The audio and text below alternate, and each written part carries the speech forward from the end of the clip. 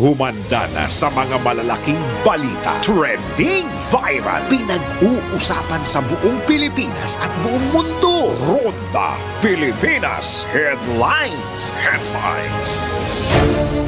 Narito na mga headlines sa Ronda Pilipinas.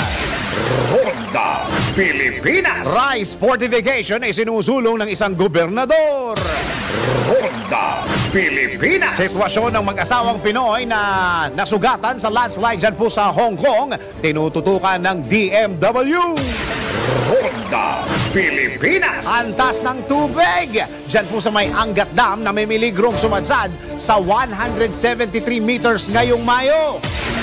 Ronda Pilipinas. Alam ko may bagyo na tayo. Dahil sa tumitinding init ng panahon, heat break, iginiit ng Dole. Ronda Pilipinas. At balita sa ibayong dagat, populasyon ng mga bata sa Japan patuloy na bumababa.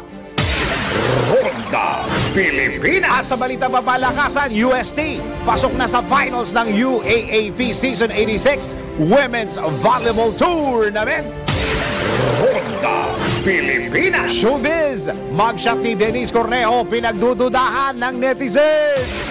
Ronda Pilipinas. Mamaya, totoo nga bang natutunaw ang mga taba sa katawan kapag pinagpapawisan? Mamaya, let's prove it! Ronda Pilipinas. Private message muna bago malaman ang presyo ng produkto, yung PMS Daki. Nako, abangan yan mamaya sa Nako, bawal ito! Ronda Pilipinas. Ang mga malalaking mga balita, ang mga matitinding mga pinag-uusapan, ang mga maiinit at pinagtatalunang mga issue. Lahat hagip, lahat malalaman. Hindi lang sa buong Metro at Mega Manila. Kasama na ang buong Pilipinas. Hahagupit na ang mga malalaking issue sa Ronda Pilipinas. Live na live sa DWIZ AM Metro at Mega Manila. Naka-live din sa DWIZ News FM Regional Stations. Naka-live din sa Radyo Ronda AM Radio sa Pilipinas. Live ding mapapanood sa Aliw 23 Free TV. At naka-live din sa lahat ng DWIZ Digital News accounts, Facebook, YouTube at DWIZ News website. Ronda Pilipinas. Wala nang mahuhuli sa balita. Wala nang maiiwanang issue na hindi mo alam. Ngayon, updated ka na sa Ronda Pilipinas. Kasama si Dennis Antenor Jr. Ronda Pilipinas. Aha! Hoy, ito magandang balita. Pinare-review na ni PBBM yung 100 peso wage increase. Nanawagan kasi si Senator Mig Zubiri doon sa 100 peso wage increase. Ang ganda ng Lunes mo. Nalaman mo yung balitang yan? Pinare-review na ni BBM yung 100 peso wage increase. Hindi umabot nung ganun. Nung Mayo 1 no? Basta, importante pinare-review na. Ibig sabihin, may possibility, May possibility or merong posibilidad na matupad yung 100 peso increase na. Wala ba tayong palakpakan? Wala ba tayong palakpakan dyan, pare? Alam ko, yung mga nanonood at nakikinig ngayon sa DWIC, pumapalakpakan tenga 100 peso wage increase? Talaga naman. Magandang araw, Pilipinas. Ito ang Ronda Pilipinas. Live na tayo sa DWIZ AM Metro and Mega Manila. Live din tayo sa DWIZ News FM Regional Stations at Radyo Ronda. At sa lahat ng mga ginagawang radyo ang kanilang mga TV sa Aliw Channel 23. Ako ang iyong magiging tagapagbalita. Ako si Dennis Antenor Junior. Ronda Pilipinas. Ito na ang ating magiging weather at nakakaranas ang Metro Manila at iba pang bahagi ng bansa ng bahagyang maulat hanggang maulap. Totoo to kanina umaga medyo maulap nakalangitan na may kasamang pabugso-bugsong pag-ulan. Ayon po sa mga tao dyan sa Pag-asa, ito'y dahil sa easterlies at localized thunderstorms. Sana nga. Samantala, iniulat din ng State Weather Bureau na patuloy na makakaranas ng mapanganib index ang 30 lugar sa bansa ngayong araw. Batay sa Impact Assessment and Application Section ng Pag-asa, asahan na rin ang mataas na heat index dyan po sa may Dagupan, ang Putang-Putang, Pangasinan at Apari, Cagayan, na abot sa taas pa rin 47 degrees Celsius. Samantala, posible namang umabot sa 41 degrees Celsius ang mararamdamang init ngayong araw sa Quezon City at 42 degrees Celsius naman sa Pasay City. Ronda Pilipinas. Samantala, isinusulong ni Isabela Governor Rodolfo Albano the third sa Marcos administration ang rice fortification upang malagyan ng bitamina ang bigas. Kaya pala gagawing fortified. Yun pala yun. Sa panayam ng DWIZ, pinaliwanag ni Governor Albano na layo nitong malagyan ng sustansya ang bigas upang maibsan ang pagtaas ng mga obese o overweight sa bansa. Gayon din ang pagdami ng sakit na diabetes. Una nang iniulat ng Department of Science and Technology, Food and Nutrition Research Institute na tumataas ang bilang ng mga overweight, mga tumataba, kung saan umaabot sa 11.6%. Inaano ko kay Presidente at saka sa Presidente BBM, kasi quantity tayo laban sa quality. Dumadami yung quantity kesa sa quality nung kinakain na. So meron sa Switzerland, meron sa Europe at ginagawa na rin sa China ngayon. Yung rice fortification, ibig sabihin, yung mga bigas, pwedeng lagyan ng vitamins. Sa States ganyan din. Yung mga rice sometimes may iron, may carotene, ang nilalagay nila. So, may mga makinarya na ganyan. Sana makuha natin yung mga machines na ganyan na para lagyan ng vitamins. So, mai-market, ma-fortify natin yung rice. So, pwede natin i-market. Oo nga, kasi minsan kasi mga ulam natin wala na rin sustansya. Kung sa bigas pa lang may sustansya, ang galing mo, Gob. Samantala, ibinida ng gobernador na wala silang naitalang epekto sa agriculture sector. Sa halip ay gumanda ang ani ng mga magsasaka. Talaga? Diyan po sa may Isabela. Gandahan. Tapos yung harvest, maganda yung harvest ng mga tao. Saka maganda rin yung presyo ng palay at mais. Sa magandang balita rin na ngayon nakatikim yung farmers ng magandang ani at magandang presyo. Kasi dati kung maganda yung mo, bagsak yung presyo. Nagawa naman namin at saka dahil nga dito sa nangyari, yung NFA, yung National Food Authority, nag-start bumili sila ng palay na umabot ng 27 hanggang 28. Tapos yung mais din, mataas din yung pagbili ng traders natin. Yan ang problema, Gob. Kasi anihan season ngayon, mga kababayan, di ba? So ibig sabihin maraming bigas. Ang problema, hindi bumababa yung presyo ng bigas. Nagtataka rin ng DA. Pagkakulang sa bigas, ano sagot dyan? Everybody, sabay-sabay. Importasyon. Importasyon. Pero kung siguro mga masusunod, mukhang bababa yung bigas dahil marami silang ani. Pag kulang bigas, again, importasyon. Yan po ang tinig ni Isabela Governor Rodolfo Albano III sa eksklusibong panayam ng DWIZ. Si Dennis Antenor Jr. Ronda Pilipinas.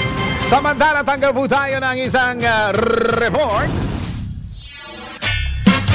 Paano ka lang payagan muli ang NFA na bumili at magbenta ng murang bigas sa mga pamilihan pinabubusisi?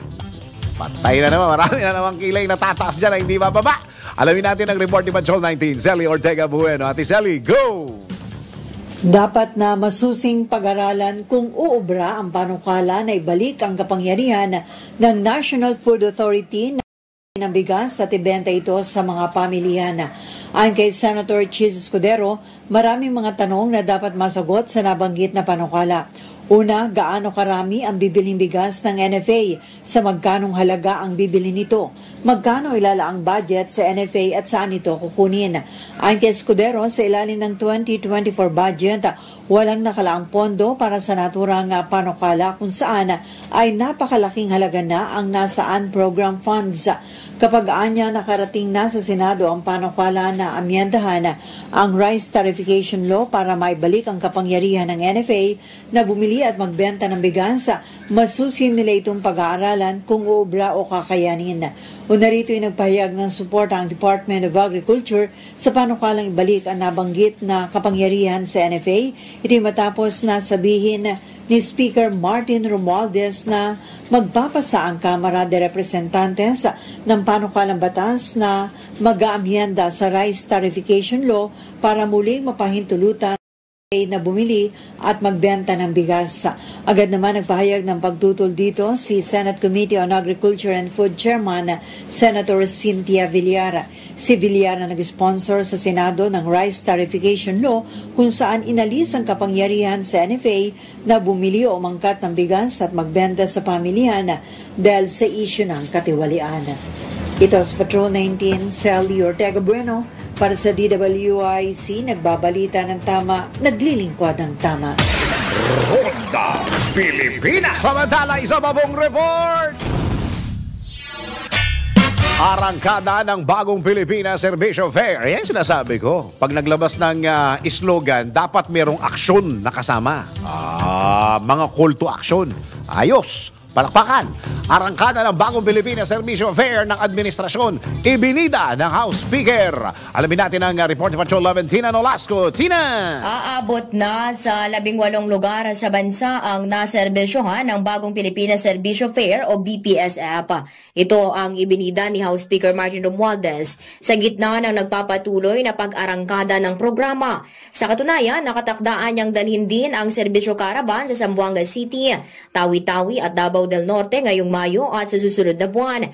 Anya, bilyong piso na ang naipamahagi sa pamagitan ng programa bilang tulong pinansyal at kabuhayan sa taong bayan. Kabilang na anya rito ang Cash and Rice Distribution Program, Isip for the Youth, Sibol at Farm Program na pinangasiwaan ng Kamara. Gayun din ang DSWD Assistance to Individuals in Crisis Situation at Tupad Program ng DOLE. Ito si Patrol 11. Tina Nolasco para sa impilang may todong lakas DWIZ, nagbabalita ng tama, naglilingkod ng tama. Kapag may bagong balita, naka-on air, agad-agad, DWIZ Patrol Report. Samantala, tiniyak ng Department of Migrant Workers na patuloy nilang tinututukan ng sitwasyon ng mag-asawang Pilipino po ito na nasugatan matapos ang pagguho ng lupa dulot ng matinding pag-ulan dyan po sa Hong Kong Sa panayam ng DWIZ, sinabi ni Migrant Workers Secretary Hans Leo Kakdak na kumukuha lamang ng mga larawan at video ang mag-asawa sa pinsalang tinamo ng nagtatrabaho ang resort sa Sai-Kung New Territories nang mangyari ang insidente. Dahil po nagtamo ng sugat sa ulong babae na ngayon ay stable na ang kalagayan. Habang naging matagumpay naman ang operasyon ng lalaki, matapos na magkaroon ng matinding sugat sa binti. Gagabayan po natin sila, monitor natin ang kanilang sitwasyon sa ospital until sa kanilang ligtas na pag-uwi dito sa ating mahal na bayan. Samantala, nagpasalamat naman si Secretary Kakdak. Talaga, Secretary na pala si Secretary Kakdak. Kaibigan natin to Secretary, congratulations. Nagpasalamat naman si Secretary Kakdak sa employer ng mag-asawang OFW sa pakikipagtulungan nito sa ahensya upang mabigyan ang mga ito ng karampatang tulong. The employer is very cooperative, so nagpapasalamat tayo. At malaking tulong din yun kasi ibig sabihin yung maipibigay natin na mas malaki yung tulong pinansyal na maipibigay natin doon sa mag-asawa. O, tingnan nyo na. Maganda talaga pagka legal yung employer. Oo, mabilis na yung proseso. Malaki pa yung tulong. Ayan. Tinig po yan ni Migrant Worker Secretary Hans Leo Kakdak sa eksklusibong panayam ng DWIZ. Ronda Pilipinas. Nanganganib sumadsad sa 173 meters ang level ng tubig sa Angat Dam sa pangunahing nagsusupply ng tubig sa Metro Manila ngayong buwan. Ito ang binabala ng Department of Environment and Natural Resources sakaling hindi umulan ngayong Mayo. Ayon kay DNR Undersecretary Carlos David, kung bababa pa sa 0.4 meters kada araw o 12 meters ang water level sa Angat Dam sa buong buwan at walang ulan tiyak na magkakaroon ito ng epekto sa supply. Bagamat hindi niya nakakaalarma ang kasalukuyang sitwasyon, dapat pa ring magtipid ng tubig ang publiko upang hindi maantala ang water service. Batay sa monitoring ng Pag-asa Hydrometeorology Division, hanggang kaninang alas 6, bumagsak pa sa 185.65 meters ang antas ng tubig sa Angat kumpara sa 186.0 186.10 meters kahapon. Si Dennis Antenor Jr. Ronda, Pilipinas. Ano na nangyari dun sa merong mga balita yata last week yata yun, yung mga hindi magtitipid, parurusahan. 'Di ba? May ganung balita nakakalimutan ko nang i-follow up 'yan, ha. Oo, pati ho yung mga golf courses pinagsabihan noon ng gobyerno na yung kanilang gagamiting tubig ay dapat yung na-recycle na tubig. Oo, wag lang kumuha sa mga nawa-nawasa. Oo, para ho mas makatulong sila. Kailangan yung kanilang sa mga Bermuda, sa mga golf courses ay dapat recycled na. Oo. Kayo ba nagre-recycle kayo sa mga bahay-bahay ninyo? So, di ba naririnig tayo napapanood hanggang probinsya? Kayo ba dyan sa probinsya nagtitipid kayo? Tipid din kayo. Kahit na marami kayong tubig dyan. Kami dito magtitipid din. Yan na naman yung hashtag shower together. Tanggap po tayo ng isang report. AIX program ng DSWD isinusulong na gawing institutionalized. Alamin natin ang report ni Patrol 19, Sally Ortega Bueno. Ate Sally, go! Inihain sa Senado ang panukalang batas na naglalayong institutionalized o gawing permanente na ang Assistance to Individuals in Crisis Program o yung AIX program ng Department of Social, Welfare and Development o DSWD. Ito ay Senate Bill number 2638 na inihain ni Senator Christopher Bongo. Sa ilalim nito ang indigent o lubhang mahirap ang bibigyan ng ayuda sa ilalim ng AIX program. Gayun din ang individual o kanyang pamilya na naharap sa biglaang krisis o kaya may pangailangan na magiging dahilan para hindi sila makapagtrabaho o makapag-aral. Ang namatayan ng kaanak, ang mga na-deport o na-repatriate nating kababayan at nawala ng tirahan dahil sa kalamidad o sakuna. Ang tulong ay maaaring financial assistance na cash guarantee letter na magagamit sa medical, funeral, transportation, educational, food at cash relief na kailangan. Parurusahan sa ilalim ng revised penal code ang haharang o antala o kakalta sa tulong mula sa AIX program. Kapag taga-DSWD opisyal ng gobyerno naging sagabal o nagsamantala sa programa, magiging mas mabigat ang parusa. Kapag naisabatas na, aatasan ng DSWD na magsumite sa Kongreso ng quarterly report ukol sa implementasyon ng programa kasama ang listahan ng beneficiaries. Ito sa Patrol 19, Sally Ortega Bueno para sa DWIC, nagbabalita ng tama, naglilingkod ng tama. Ronda, Pilipinas. Samantala, isa pa pong report. Mga magsasaka ng Agusan del Sur isinailalim sa pagsasanay para sa pagpoproseso ng produktong tilapia. Alamin natin ang report ni Patrol 30, Jelly Mendez. Jelly, go! Isa sa ilalim sa pagsasanay para sa pagproseso ng tilapia ang mga magsasaka mula sa Agusan del Sur. Nagsanib puwersa ang Department of Agriculture kasama ang Bureau of Fisheries and Aquatic Resources, Department of Trade and Industry at ang Agusan State College of Agriculture and Technology upang dagdagan ang halaga ng produksyon ng tilapia sa bansa. Ang 2 araw na pagsasanay sa tilapia processing and value-added products ay para sa mga miyembro ng kooperatiba na makakatulong sa paggawa, pagpepresyo at pagbebenta ng daing, lamayo, nuggets, filet, imbutido at ng chicharon. Ito'y sa ilalim na rin ng New Product Development ng Enterprises Development and Economic Support Program na layong magbigay ng hands-on na pagsasanay at magbahagi ng kaalaman at kasanayan sa pinakabagong post-harvest technology na mga asosasyong nakikibahagi sa pagproseso ng isda sa bansa. Ito si Patrol 30 Jelly Mendez nag-uulat para sa impilang may todong lakas sa DWIZ. Nagbabalita ng tama, naglilingkod ng tama. Kapag may bagong balita, naka-on air, agad-agad, DWIZ Patrol Report. Oy! Ang init-init! Tuloy na uuso tuloy yung yung pag-uusap tungkol sa tinatawag na heat break. Ayan Hindi lang dito sa Metro Mega Manila hanggang buong Pilipinas yan pinag-uusapan yung heat break. Bakit? Hindi ba nakakarating yung init doon? Hindi ba 36? 30 ba yung kanina yung sinabi ng na napakainit. Oh, eto, sisiyasatin natin ha. Isang malalimang pagsisiyasat ha. Dahil sa tumitinding init ng panahon, heat break, iginiit ng DOLE. Narito ang isang siyasat special report. Malalimang pag-alam ng mga detalye para maitama ang mga maling balita sa siyasat. DWIZ Investigative Report.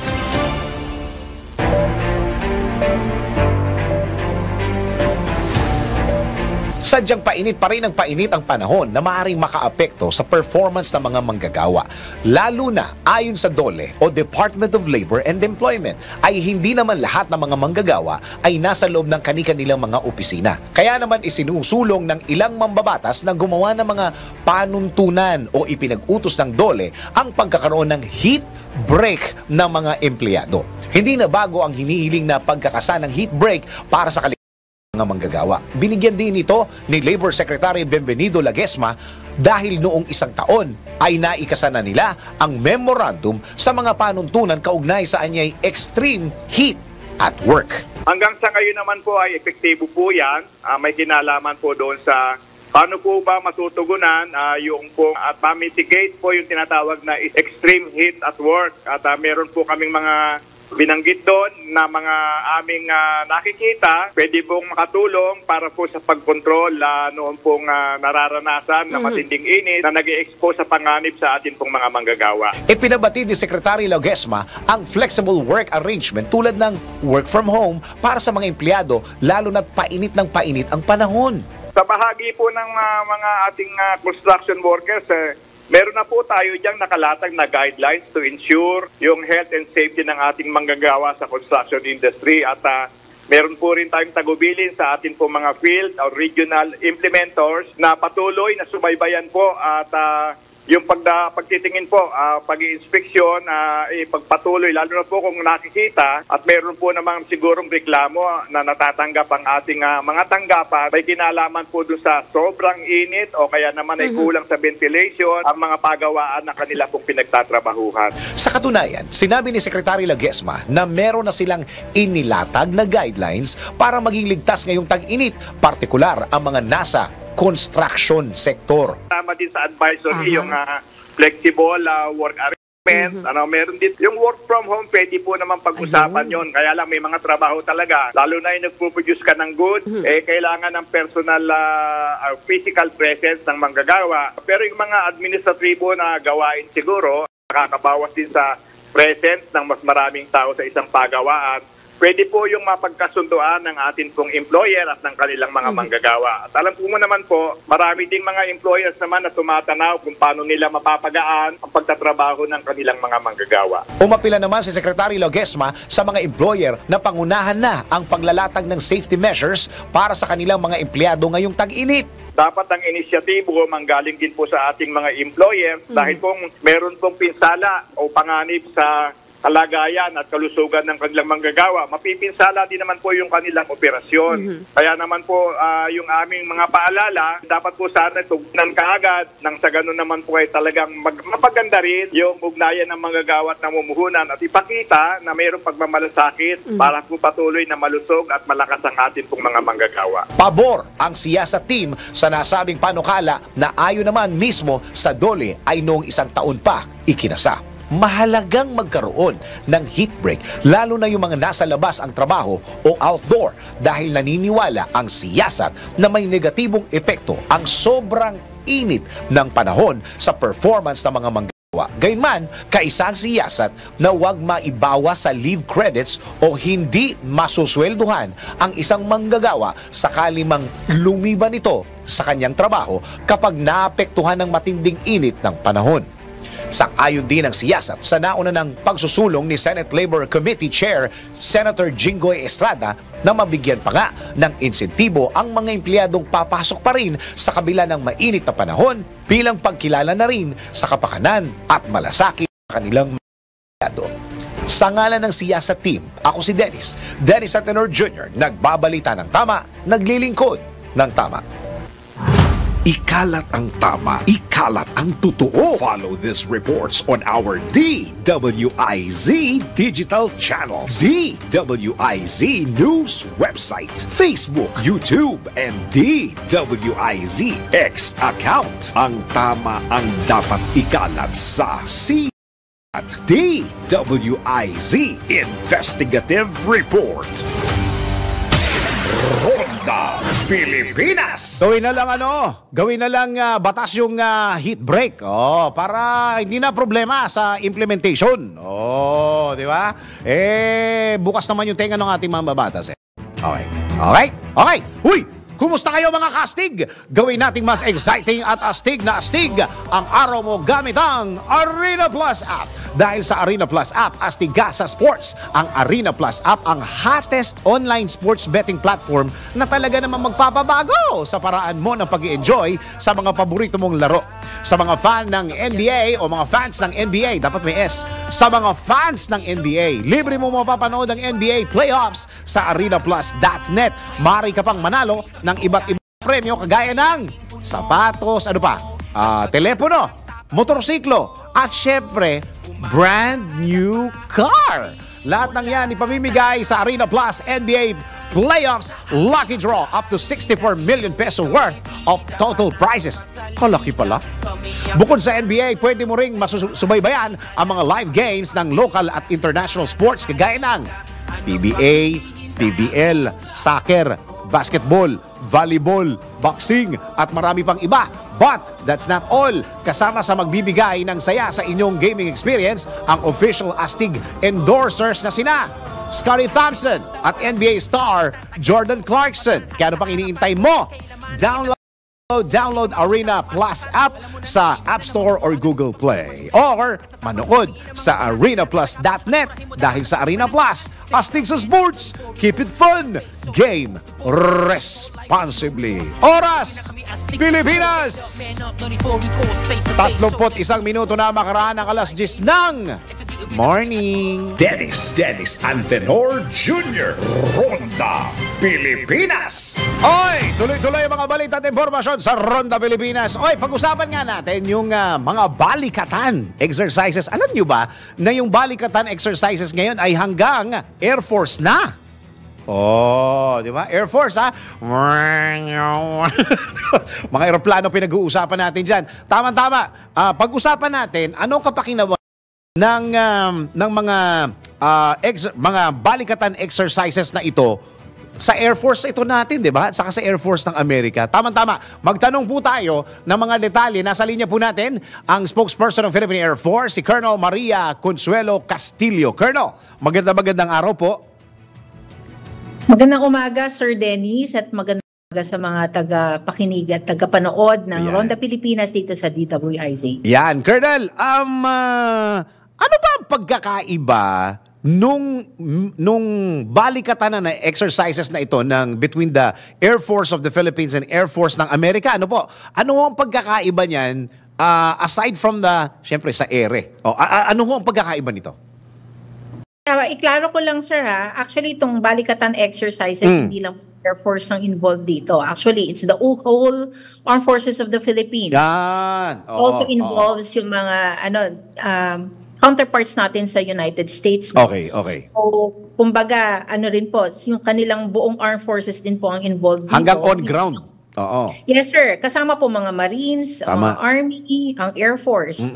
Same time din po, ganun din po sa Armed Forces of the Philippines. Ito po ay buong AFP. So, ang mga participants dito po ay hindi lamang ang Air Force, kasama po dyan ng Army, ang Navy, sama din po, of course, ang Marines. Kasama po si Philippine Navy. Pero po yung Air Force to Air Force na nabanggit nyo, actually yun po yung Cope Thunder exercise naman. Cope Thunder? Nyo po, Cope Thunder. Nagkaroon po tayo ng bilateral exercise between the Philippine Air Force and our counterparts sa Air Force po ng United States. Ito po ay naganap noong April 8 to 19. At magkakaroon pa po ng second iteration ito ng June. Actually, naganap din po to last year. Nagkaroon din po tayo ng 2 iterations ng Cope Thunder exercise. And ito po, exclusive po to sa Air Force units po ng dalawang bansa. And yun po, nagkaroon po ng mga exercises in the air. Particularly po, mga fighter aircraft operations po ang naganap dito nung Abril. So, yun po yung difference niya. Ang Cope Thunder exercises that we do yearly, as actually twice yearly kasi may 2 iterations tayo, is between the 2 air forces of the 2 countries. And then ang balikatan naman po is actually same participants po. Kung sino po yung nag-participate sa Cope Thunder, nag-extend lang din po sila sa balikatan, which is naging combined naman na po to. And actually, kung masasabi rin natin, multilateral. Kasi this year, hindi lang po ang Pilipinas at ang United States kilahok. Tama. Nakilahok din po ang puwersa ng Australia. And for the first time, nagkaroon din po ng participation ang French, ang mga taga-Pransya or ang mga French. So, nangyayari dyan, Colonel, para kayong, anong tawag dito, nag-share ng notes, no? Dahil sa mga equipment, mga paano ba yan, mga proseso, kumbaga para kayo nag-share ng mga experiences ninyo, ng mga parang sharing of notes na nangyayari, Colonel. Tama, Sir Dennis. Ganun nga po ang objective ng ating balikatan exercises. Remember, sir, ang balikatan, every year po natin itong ginagawa. Kasama po ito sa commitment natin no, sa ating Mutual Defense Treaty with the United States. No? Kaya po, yun, hindi lang po actual exercises to develop our interoperability with our allies, pero meron pong activities on the ground. Meron po tayong activities din sa dagat. Kasi meron din pong ship-to-ship, meron tayong mga air activities, meron din pong on the ground, meron tayong mga tinatawag na subject matter expert exchanges. Kung saan mga classroom, mga instructions, kung saan nagkakaroon po ng best practices sharing regarding our tactics, our techniques and procedures on the way we conduct military operations, sir. Colonel, ako'y may tanong sa'yo na medyo may intriga ng konti. Pagbigyan mo na ako, ha? Sir Dennis, sure po, basta kayang sagutin. Pagka ganyan, pagka kayo'y siyempre nagkaka-sharean kayo ng mga equipments, nakikita nyo yung mga gamit nila, tapos nakikita nyo yung gamit natin, na kukumpare natin. Hindi ba kayo parang feeling, ay, bakit ganito yung amin? Ay, masyado na palang high-tech yung kanila. Tingnan mo yung sa atin, hindi pa. May mga ganito mga pag-uusap ba? Opo, sir. Kasama na rin po yan. At least nakita natin, sir, no, yung potential ng advancement natin as an armed forces. Kaya nga po, kung ano man po yung mga napapag-aralan natin, nakikita natin na modernong kagamitan at kakayahan ng ating mga counterparts, yan din po ay natatranslate natin eventually towards our planning for our modernization program. Kaya nga po nagkaroon na ng napakadaming changes po in terms of modernization ng Philippine Air Force kasi po yung constant exercises natin with our allies which have more advanced capabilities. Nakakatulong po to para na-project din po natin yung advancement natin. That's good, that's good. Tapos saan ito ginagawa? Ito ba'y sa isang lugar lang o pwede sa 2, 3 hanggang 4 hanggang 5 lugar ng sabay-sabay yung exercises na yan, Colonel? Opo, sir, different activities po happening pero lahat po ng activities for this balikatan exercise this year, focus po siya sa Luzon. Particularly sa Northern Luzon, meron din po nagaganap dito sa Central Luzon. Meron din po, involved din po yung ibang areas ng covered ng ating Southern Luzon Command. And meron din po sa Palawan, sir. That's good, that's good. Siguro sa mga pangkaraniwan na nanonood at nakikinig sa atin at nakafollow sa atin hanggang digital, Colonel, ang tanong dyan, siguro nila, ano ba talaga mapapakinabangan natin dyan sa mga balikatan exercises nila na yan? Colonel, your comment. Napakadami po ng benefits natin dito sa balikatan exercises. Kaya nga po taon-taon natin siyang ginagawa kasi hindi lang po niya napapalakas ang ating puwersa, ang ating mga different branches of service under the Armed Forces of the Philippines. Kumbaga, napapalakas natin ang kapabilidad natin at nai-increase din po natin yung kakayahan nating magtrabaho kasama ang ating mga allies. Kasi ang pinoprotektahan naman po natin dito, hindi lang po ang ating sariling bansa, pati na rin seguridad ng ating rehiyon. Yung Indo-Pacific region na tinatawag. Lalo na ngayon, sir, marami po tayong mga challenges na hinaharap. Kailangan maprotektahan po natin ang ating mga maritime areas kasi protect trade, di ba? Marami hong trade routes dyan sa ating maritime areas na kailangan nating protektahan. Kasi kapag hindi natin naprotektahan ang stability at security ng ating maritime areas, maapektuhan po ang ating ekonomiya. Mahihirapan po pumasok ang iba't ibang mga barko na nagpapasok at naglalabas ng mga goods sa ating bansa. It affects us economically, not only yung security, yung economic security ng ating bansa apektado po. Bukod po dyan, sir, Balikatan exercises also is designed to help us become interoperable in terms of addressing different security challenges tulad ng disasters and calamities. Di po ba kapag nagkakaroon tayo ng mga malakihang disasters, nandiyan din po yung mga allies natin tumutulong. And whenever there are certain activities or operations that will require us to seek help from our allies, kailangan marunong tayo magtrabaho together. Critical po yan kung paano magkukumbine yung mga puwersa natin sa ere, sa dagat, pati na rin po sa ground whenever we are conducting different operations to address different emergencies, sir. Iyon. Okay, isa pang maintrigang tanong, Colonel, yung pa mga yan, pagka dinadala nila yung mga equipment nila dito, yung iba ba dyan, iniiwan na nila, binibigay na sa atin? Hindi.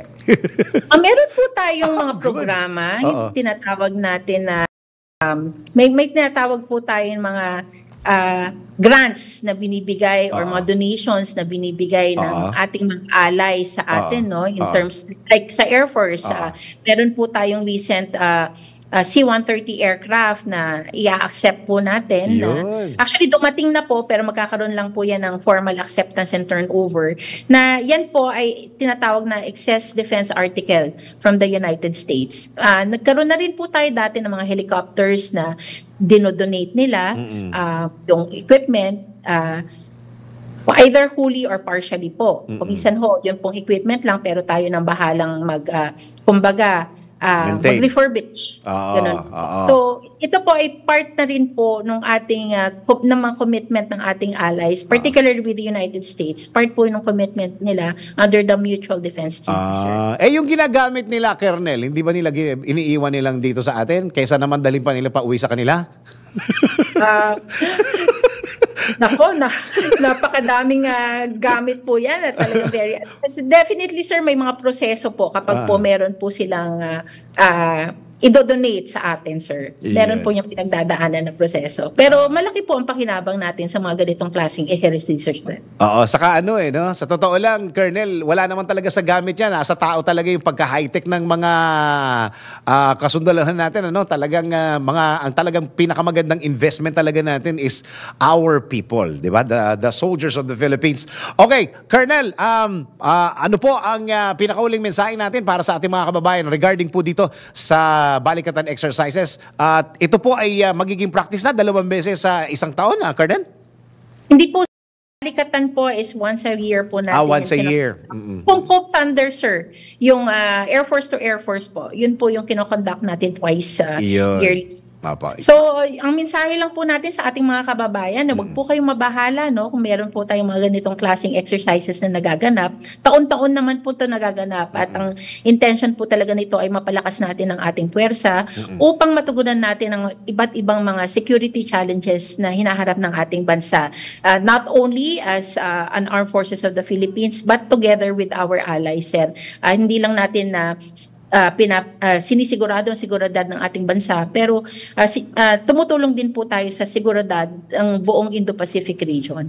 So sana po magtiwala lang sila sa kanilang Armed Forces of the Philippines, particularly sa inyong Philippine Air Force. From our end, patuloy po ang aming pagsasanay, patuloy po ang aming pagpapalakas ng ating puwersa upang maprotektahan po natin ang ating bayan.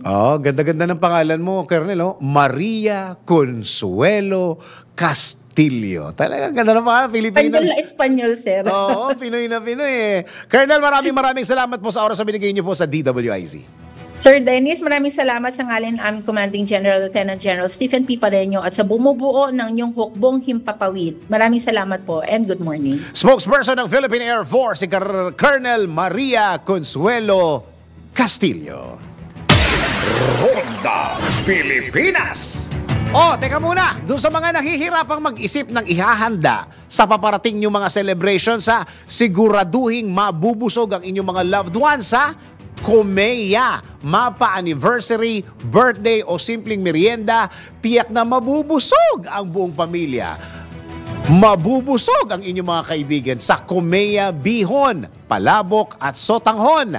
Lahat ng selebrasyon ay sasaya basta't busog ang buong pamilya. Ibig kong sabihin, Kumeya 3Q Bihon ay masarap talaga. Ronda Pilipinas. Oh, ready na ba kayo mga ka-Bingo Plus sa ating DWIZ Bingo Plus numero panalo? Kombinasyong tama, malaki ang tama. Makinig mabuti dahil babanggitin na ng DWIZ. Announcer ang tamang kombinasyon ng letra at numero. DWIZ. Numero panalo. Hatid ng Bingo Plus. Bingo sa saya, plus sa panalo. Oh, meron kang chance manalo ng 1,000 pesos, 500 pesos kada tama ang 5 na tayo, di ba? 5 na? 5 combinations at another 500 pesos kapag meron kang Bingo Plus app. Simple lang ang manalo. Kailangan lamang abangan ang 5 letter and number combination sa mga programa ng DWIZ at i-text ang sagot sa 0960-880-6424 kasama ng inyong pangalan / edad / address at 5 combinations of the day. At para sa ating ikalawang combination for today sa letrang I, 24. Abangan mamaya sa Balitang Bayan ang ikatlong kombinasyon. Tandaan pag bingo sa saya, plus sa panalo.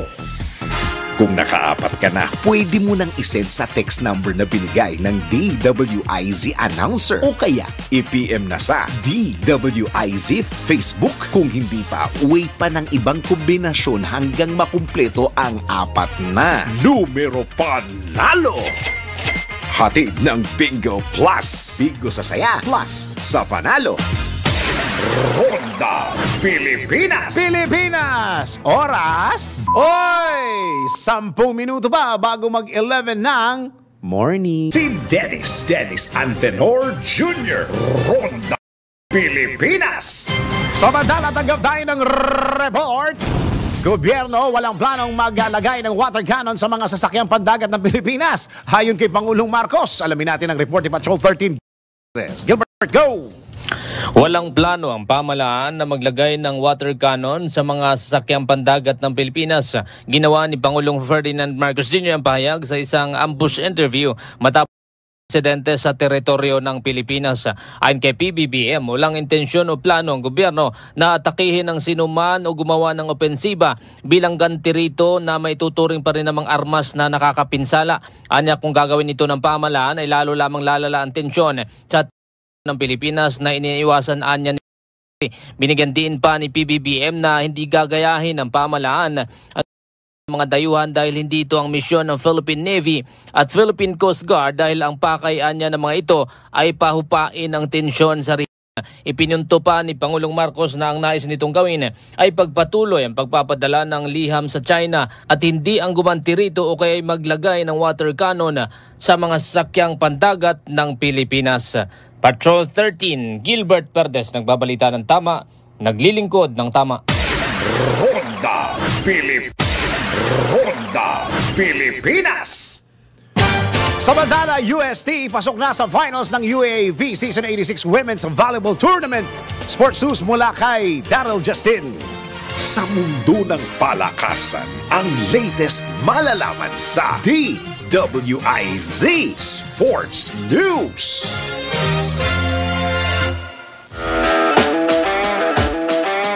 Sa unang pagkakataon, magmula noong Season 8, lalaban ang University of Santo Tomas Golden Tigresses para maiuwi ang kampyonato sa Season 86 Women's Volleyball Tournament ng UAAP. Ito ay matapos nilang talunin ang De La Salle Lady Archers sa loob ng 5 sets, 25-20, 16-25, 25-20, 19-25 at 15-7 kahapon sa Mall of Asia Arena. Sa fifth set, nanguna sina Angge Poyos, Cassie Carvalho at M. Banagua para sa UST upang maungusan ng DLSU.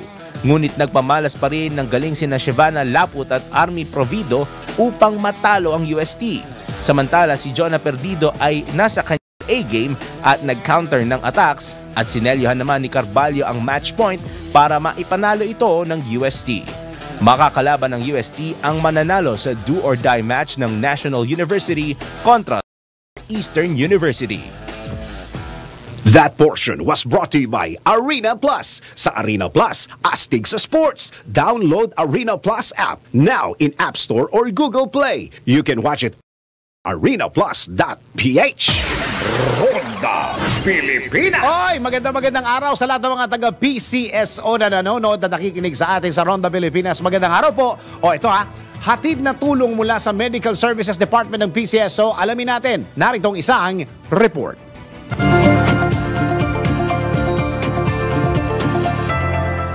Patuloy sa pagtulong ang PCSO para sa mga nangangailangan nating kababayan. Ayon nga kay Dr. Roel Aparato, Medical Services Department Head ng PCSO, na maraming bisyo na mapakikinabangan ng bawat Pilipino. Ang Medical Services Department po, ang maibibigay natin dyan, sa atin dito sa ating main office, yung ating outpatient services. Yung outpatient services po yan ay pwede nating divide sa libreng konsulta at libreng mga gamot. Kasi pwede po kayo magpakonsulta tapos gagamutin kayo. Kung may libre tayong mga gamot na available para sa inyo, ibibigay po namin dito nyo na pupukunin yung gamot. At may iba naman po, humihingi lang ng mga gamot, mga reseta nila, dalhin nyo lang po yung inyong reseta, yung medical certificate tungkol sa sakit ninyo. Available tayong gamot na nandito, na nakasulat po sa reseta nyo, ibibigay po namin yon. So dalawang pang pwede nating outpatient services. Ngayon, meron din po tayong tinatawag na ating medicine donation program, medical dental mission, at saka yung ating auxiliary patient transport services po. Yun po yung ating pagdadala ng mga pasyente ng galing sa ospital, pwedeng galing sa ospital, dadalhin sa bahay, o kaya yung hospital to hospital. At yan ang report na hindi umuurong sa pagtulong. Angelo Baino, nagbabalita ng tama, naglilingkod tama. Alam nyo ba na ang katumbas ng bawat taya sa Philippine Charity Sweepstakes Office o PCSO ay kawang gawa? Sa bawat ticket mo, siguradong may matutulungang Pinoy sa kanilang pangangailangan medikal. Dahil sa PCSO, basta kawang gawa at pagtulong, hindi kanila uurungan. Kaya palaging tandaan, ang bawat taya may kawang gawa. Ronda Pilipinas! At yan ang kabuuan ng mga balita at informasyon sa Ronda Pilipinas! At bago tayo magpaalam, tayo may patama quote of the day. Ang tagumpay ng isang tao ay makikita sa kalyo ng kamay, hindi sa guhit ng palad. Di ba? Sa Diyos ang awa, nasa tao ang gawa. Ayan. Ulit! Nasa Diyos ang awa, nasa tao ang gawa. Ayan. Bigatan natin para mas lalong maintindihan. Bago tayo magpaalam, tayo muna yung magsabi ng happy birthday kay Sir Benedict Falabi ng DWIZ engineer ng Naga. Engineer, happy birthday. Happy birthday! God bless you. May you have many more birthdays to come. Maraming salamat, Pilipinas. Ako ang iyong naging tagapagbalita. Ako si Dennis Antenor Jr. Nagbabalita ng tama, naglilingkod ng tama. Ang mga malalaking mga balita, ang mga matitinding mga pinag-uusapan, ang mga maiinit at pinagtatalunang mga issue. Lahat hagip, lahat malalaman. Hindi lang sa buong Metro at Mega Manila. Kasama na ang buong Pilipinas. Hahagupit na ang mga malalaking issue sa Ronda Pilipinas. Live na live sa DWIZ AM Metro at Mega Manila. Naka-live din sa DWIZ News FM Regional Stations. Naka-live din sa Radyo Ronda AM radio sa Pilipinas. Live ding mapapanood sa Aliw 23 Free TV. At naka-live din sa lahat ng DWIZ Digital News accounts, Facebook at DWIZ News website. Ronda Pilipinas. Wala nang mahuhuli sa balita. Wala nang maiiwanang issue na hindi mo alam.